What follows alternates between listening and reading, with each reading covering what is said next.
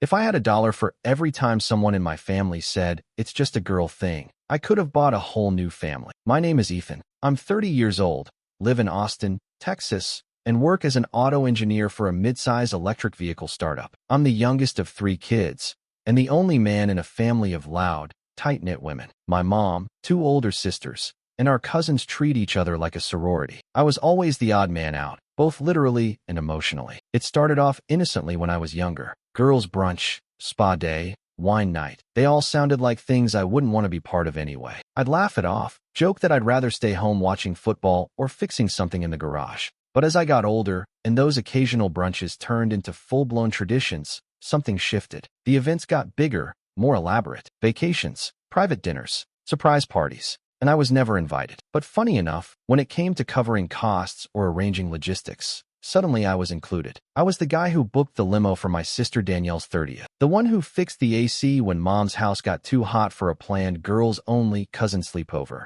I paid half the deposit for my cousin Amanda's bridal shower even though I wasn't invited. I was asked to Venmo $100 for a cute floral arrangement for Aunt Candace's retirement lunch. When I asked if I should swing by, my sister Lauren said, "Oh, it's kind of just a girl's thing. You wouldn't get it." They always said it like I wouldn't care, like I shouldn't care. And for a long time, I tried not to. Part of me kept assuming it wasn't on purpose. Maybe they just didn't know how to include me. Maybe they were trying to keep things simple. I didn't want to make a scene over what seemed like harmless traditions. So I stayed quiet, smiled through it, told myself I was overreacting. But deep down, I felt it. The way they looked past me when they were planning something. The way they'd start texting each other in a group chat I wasn't in. I saw the brunch photos, the group selfies, the matching t-shirts. Just us, the captions would say, as if I didn't exist. Once, I jokingly said, "I feel like I'm not even in this family sometimes." Danielle laughed and said, "You're like our mascot." Everyone chuckled. I smiled too. But that comment stuck with me longer than it should have. I wasn't angry, not yet. But the truth was, they didn't see me. Not as a person with feelings,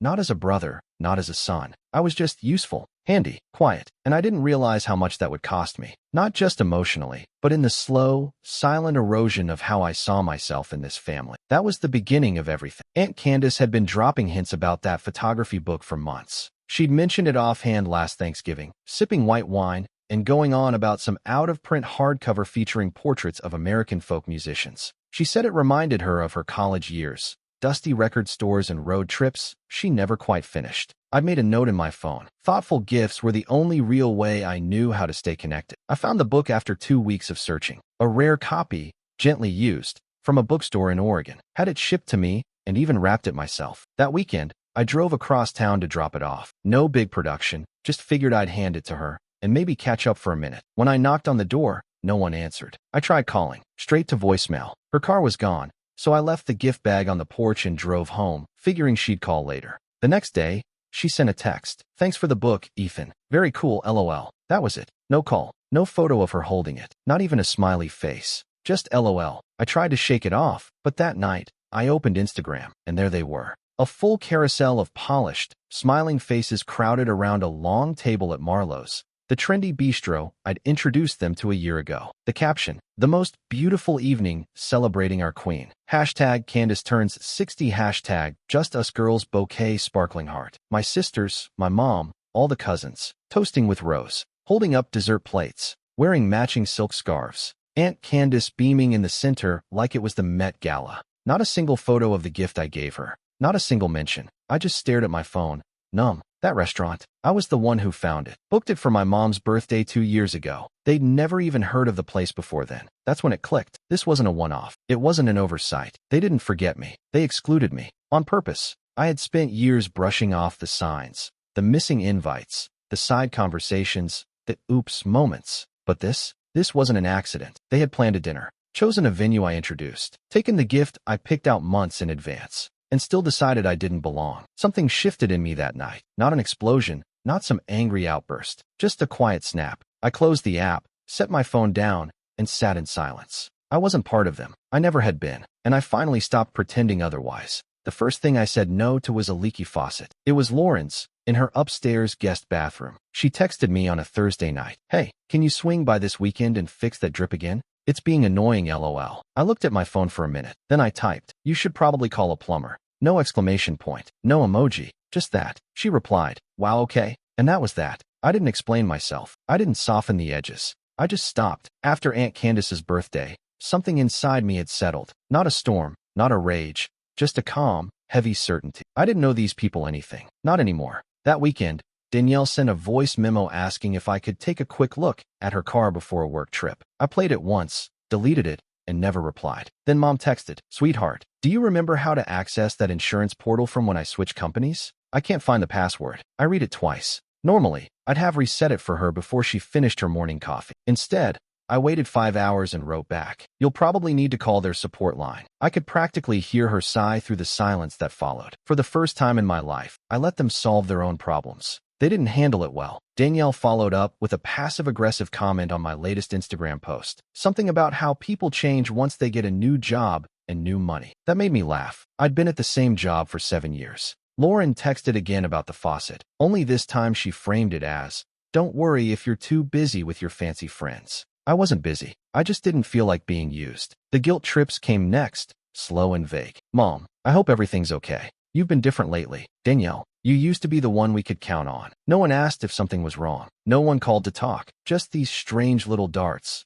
trying to pierce me without drawing blood. Not once did anyone say thank you for all the years I handled everything without complaint. I didn't push back. I didn't try to defend myself or offer context. I'd spent a lifetime explaining my usefulness. I was done trying to prove I mattered. Instead, I leaned into the quiet. Let them wonder. Let them remember how many problems I'd solved, how many bills I'd covered, how many late-night calls I'd answered with, "Yeah, I got it." Let them sit with the silence that came after I stopped. And for the first time in my life, I didn't feel guilty about it. I felt free. I found out about the beach trip from Instagram. It was a photo, sun hats, sunglasses, matching teal luggage stacked in a hallway. The caption read, "Can't wait for beach week. Thank you so much, Ethan. #spoiled #tradition. Spoiled." I stared at the screen for a solid minute, not understanding what I was looking at. The post was from my cousin Janelle. I scrolled through the comments. "OMG, he booked it again? You're so lucky. That house was incredible last year. He came through big time. Still a girl's only trip, right?" No one had said a word to me. Not a request. Not a heads up. Nothing. I checked my email out of instinct, and there it was. A confirmation from a rental property in Destin, Florida. 7 nights. 8 guests. My full name on the invoice. I scrolled to the payment section, charged in full to my card. No cancellation insurance added. They hadn't even bothered to use a burner card. That beach house was $4,800. I knew because I'd booked it the year before, when they actually asked. When I was still included in the group chat. When I thought I was just helping out while they handled the rest. This year, they cut out the middleman, but not the funding. I felt something cold and sharp crawl into my chest. Not anger, not shock, just clarity. They weren't being careless. They thought I'd keep being silent. They believed, with full confidence, that I would see the charge, shrug it off, and maybe ask how the trip went when they got back. They didn't even ask me to come. They didn't bother pretending anymore. So I didn't either. I opened the booking website and hit cancel. The refund wouldn't be full. There was a $500 penalty for canceling this close to check-in, but I didn't care. I was done eating costs so they could toast to family. Then I went a step further. I called 3 friends, guys I'd known since college, and booked a secluded mountain cabin in Colorado for the same week. Firewood, hiking trails, no Wi-Fi, just enough bourbon to forget I even owned a family. The text started 2 hours later. "Danielle, hey, did something weird happen with the rental?" Janelle saying it got canceled. "Lauren, please tell me this is a mistake." "Mom, sweetheart, I know we didn't talk about the trip this year, but the girls assumed it would be fine. We always go. They're already on the road." "Candace, call me, now." I didn't answer any of them. They didn't deserve a response. Let them sit with the same silence they gave me. I left for the mountains 2 days later. Packed my bag, left my work laptop at home, took one photo of the fog rolling over the ridgeline,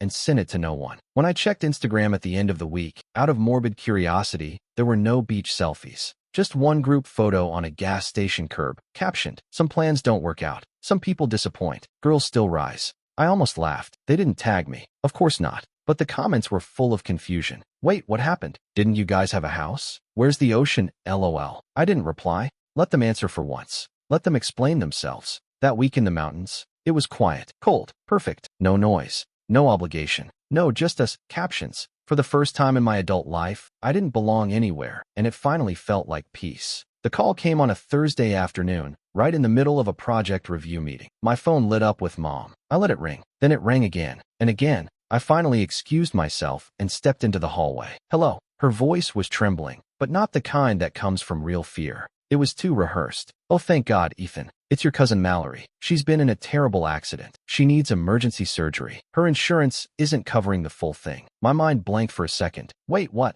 Mallory? What happened? There was a crash, she said quickly. They're prepping her for surgery now. She's at, Methodist General. You mean St. David's? I corrected. Mallory lived in San Marcos. There was no Methodist General within 50 miles. A pause. Why, yes, she said. That one. I stared down at my shoes. What exactly do you need from me? They said they need a deposit for the surgery. It's complicated with insurance. Can you cover a few thousand just to get it going? I'll pay you back. That phrase again. I'll pay you back. It had become a family spell, a way to make any ask seem harmless. I didn't answer her. Instead, I opened Instagram. Mallory had posted a story 15 minutes ago, a flat lay of an oat milk latte, and a book titled How to Be Present. The caption read, "Slow mornings." She was fine, not in a hospital, not bleeding, not waiting on a life-saving surgery. I stared at the photo. My face didn't change. My heart didn't race. I didn't feel anything, except maybe validation. I lowered the phone from my ear and let my mother's voice drone on in the background. Her pitch was climbing, like she was trying to keep the urgency alive. I put the phone back to my ear.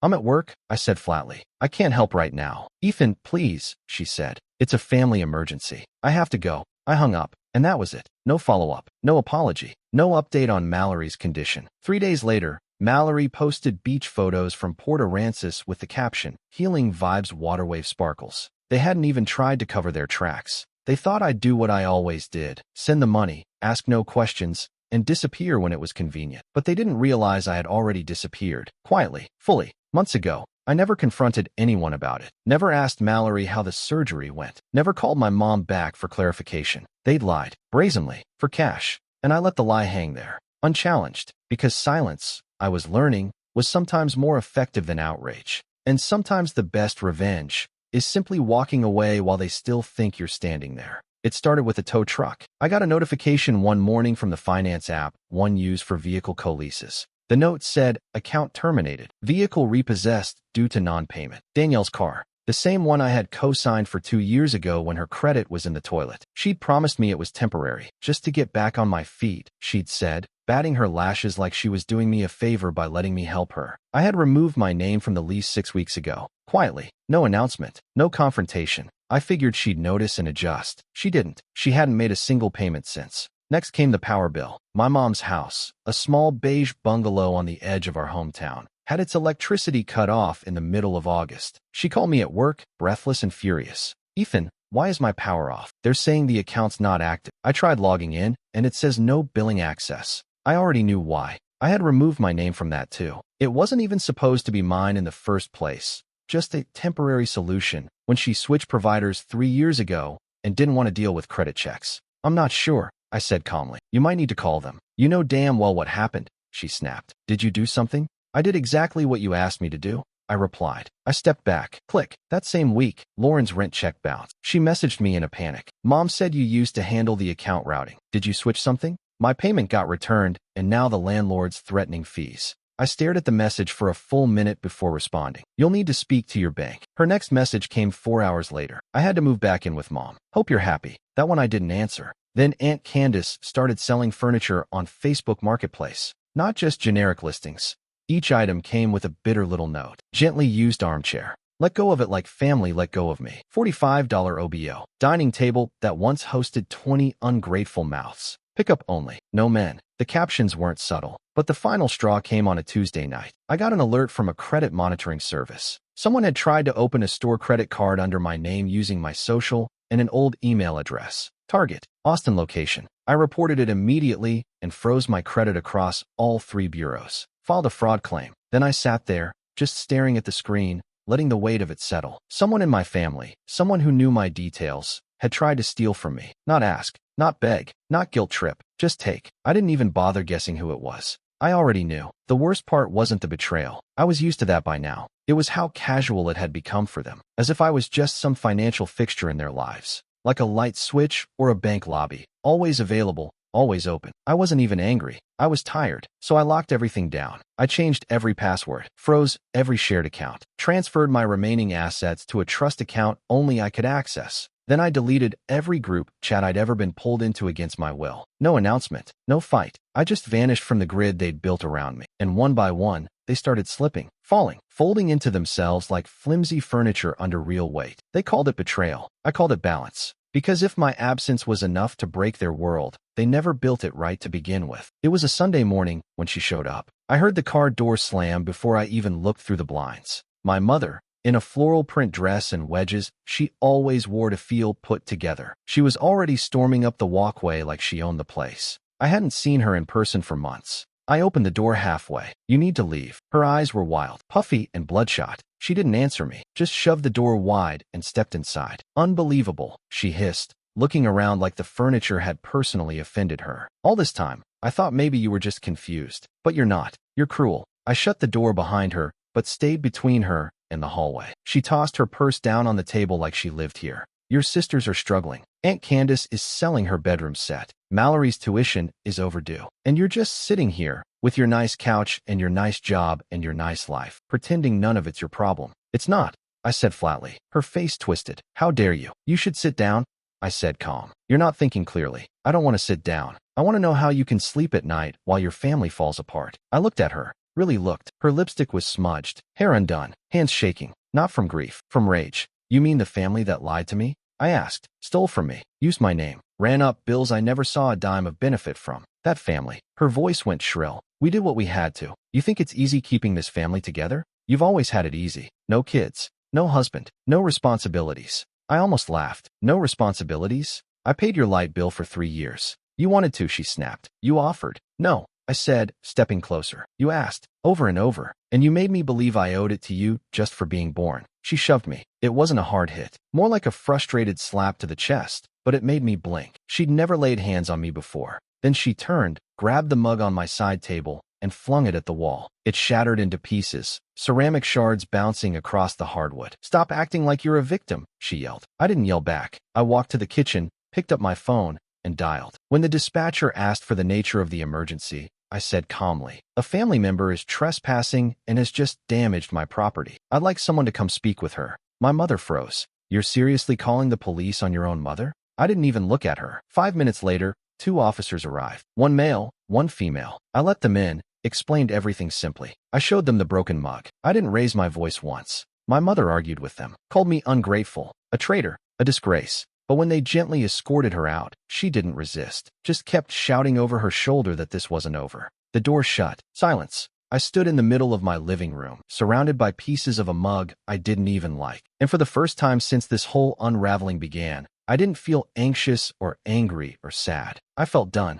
I swept up the shards, dumped them in the trash, and made myself a sandwich. The house was quiet again, but this time, the silence didn't feel empty. It felt earned. The porch still has a long scratch on it. It runs along the bottom step, jagged and gray against the warm wood. My mother's wedge heel did that when she kicked the potted plant over on her way out. I never fixed it. Every weekend I'd think about it, grab the sander, smooth it out, slap on a little stain, but I never did. After everything, it felt like a scar worth keeping. The dust settled fast after the incident. Too fast, honestly. My mother didn't press charges, and neither did I. The police left a case number and a polite reminder that the report was on file, should anything else occur. That was good enough for me. The ripple effects came quietly. Aunt Candace stopped tagging me in her passive-aggressive, inspirational quotes. One of my cousins, the only one I ever really liked, texted me the day after the blow-up. "I heard what happened. You okay?" I told her I was fine. She said she didn't want to be part of the drama anymore either. That was the last message I ever got from someone in the family that didn't come with a demand attached. Lauren and Danielle didn't reach out directly, but their bitterness oozed through social media. Danielle posted a selfie in front of a used car with the caption, "Some people bail, some people drive." Lauren tweeted, "Not everyone's definition of family matches their DNA." I didn't reply. I blocked them both and deleted the accounts I knew they followed. Then I changed my number. The only person I gave it to was my friend Riley, an old family friend who had seen this pattern playing out long before I was ready to name it. Riley didn't judge, just sent me one message. "Proud of you. See you next weekend for the game?" That weekend, we drank beer in his garage and talked about anything but family. Life got smaller, quieter, and for the first time, that wasn't a bad thing. No more late-night emergencies. No more vague texts that ended in Venmo requests. No more calendar invites to events I'd never be welcomed at. Just quiet mornings, coffee brewed exactly the way I liked it, and evenings filled with books I'd been too distracted to read before. I went back to therapy, took the long way to work, stopped saying yes out of guilt. I spent my 31st birthday hiking solo in Big Bend, with no cell signal and no obligation to pretend I had a supportive family waiting for me back home. And on the porch, that scratch stayed. Every time I walked past it, I thought about sanding it down, making the house look perfect again. But then I'd pause, look at it, and remember, it wasn't broken. It was a reminder of what it cost me to be included, of what I gave without asking for anything in return, of what it took to finally choose myself. People talk about cutting off family like it's an act of anger. But for me, it wasn't rage. It was relief. It was the first deep breath I'd taken in years. And it finally felt like peace.